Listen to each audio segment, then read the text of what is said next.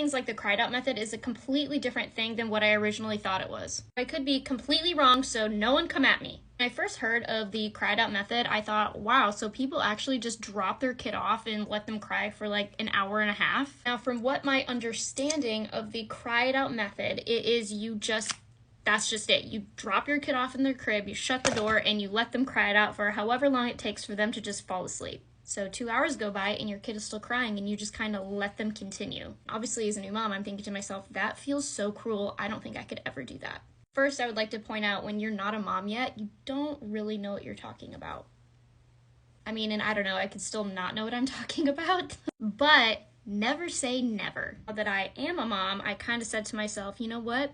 Let's just try 5-10 minutes, see where we land. Sometimes I feel like my anxiousness to get her to sleep by rocking her does not help her get to sleep. I feel like it overstimulates my baby, and then she's definitely not gonna fall asleep.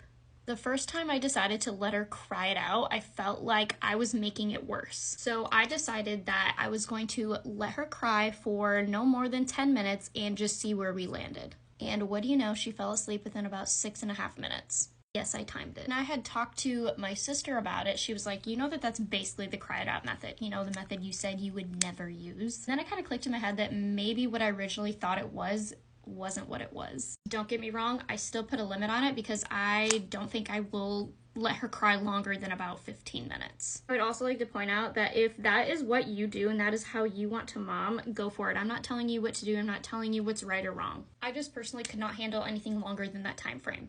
You guys have limits on how long you are willing to let your baby cry, and would you consider that the cried out method? I'm just so curious to know how other moms do it. And I'm not necessarily talking about the 5-minute letting your baby cry because you need a moment to go and cry in the corner. Comment below, I want to see your opinion.